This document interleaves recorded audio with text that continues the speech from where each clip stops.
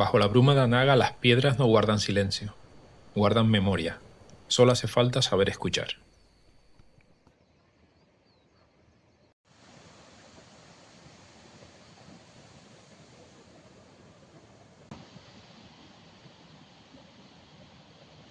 El Atlántico golpea con furia la costa.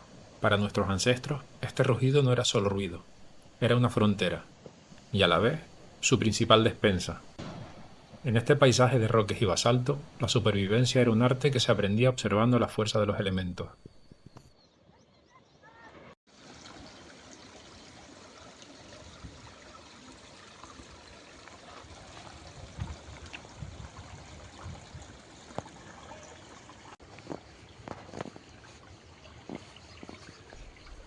Pero la vida real está aquí, donde el agua dulce busca el mar. Estos pequeños cauces que bajan de las cumbres eran las venas de la isla.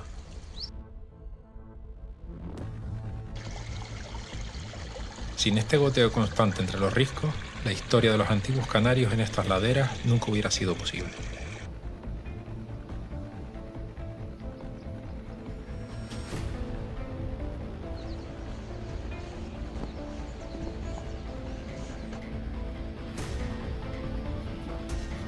Caminar por estos senderos es pisar sobre huellas de miles de años.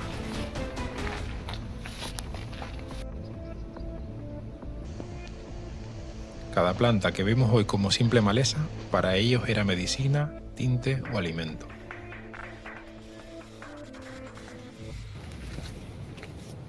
En este aislamiento absoluto, el conocimiento se transmitía de generación en generación.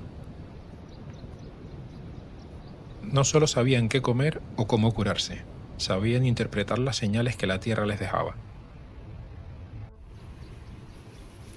Estaban conectados a un ritmo que nosotros, en nuestra prisa moderna, hemos olvidado por completo.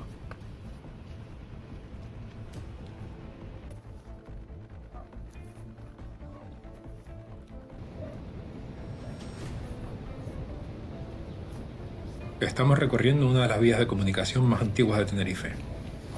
Los aborígenes la utilizaban para la transhumancia y para intercambiar los recursos de la costa con los de las cumbres.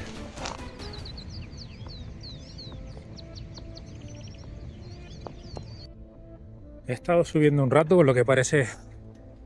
¡Buah! Estoy cansado.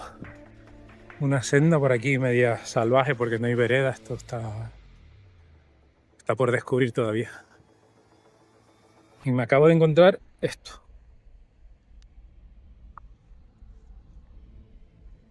Un callado. Completamente liso. Aquí arriba. Alguien lo trajo hasta aquí.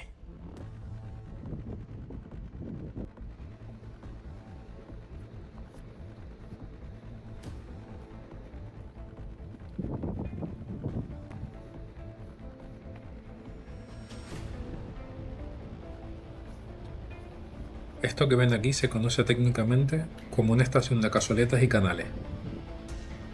Básicamente, son huecos circulares y surcos labrados artificialmente por los antiguos canarios directamente sobre la roca volcánica. No son erosiones naturales, es el rastro de una intervención humana que tiene siglos de antigüedad. Pero ¿para qué se tomaban el trabajo de tallar la roca de esta manera? Estamos en un espacio sagrado. Estas estaciones se utilizaban para realizar ritos de libación. Los antiguos vertían líquidos, probablemente leche de cabra o agua, para que recorrieran estos canales en una ceremonia de ofrenda a la tierra o a sus divinidades. No es un lugar elegido al azar, está situado en un punto estratégico, dominando visualmente el horizonte y el barranco.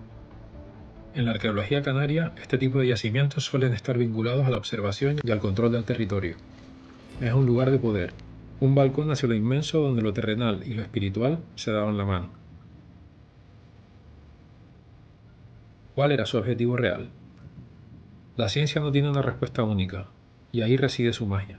Podrían ser lugares de ofrenda, donde se vertían líquidos sagrados como leche o agua. Pero hay otra teoría fascinante, la hidromancia o adivinación a través del agua. Al observar cómo el líquido fluye y se divide por estos canales, los antiguos podrían buscar augurios, señales de futuro o respuestas de sus divinidades sobre las lluvias o las cosechas. Ver el agua correr hoy por estos surcos es como ver un mecanismo antiguo volviendo a funcionar. No sabemos con total seguridad qué buscaban, pero la precisión del tallado nos dice que para ellos era vital. Era su forma de intentar entender y predecir un mundo que no podían controlar. Hoy vemos estos canales con una curiosidad arqueológica, pero hace 1000 años alguien se arrodilló aquí esperando una respuesta. ¿Eran estas cazoletas un simple lugar de ofrenda? ¿O realmente creían que podían manipular el destino a través del agua? Quizás la respuesta no está en los libros, sino en el silencio que aún guarda este rito. ¿Era fe? ¿Era miedo? ¿O era puro conocimiento técnico? Puede que estas piedras no sean solo un yacimiento, sino un mensaje que todavía no hemos aprendido a leer. Pero, ¿tú qué crees que buscaban en este balcón a la vieja?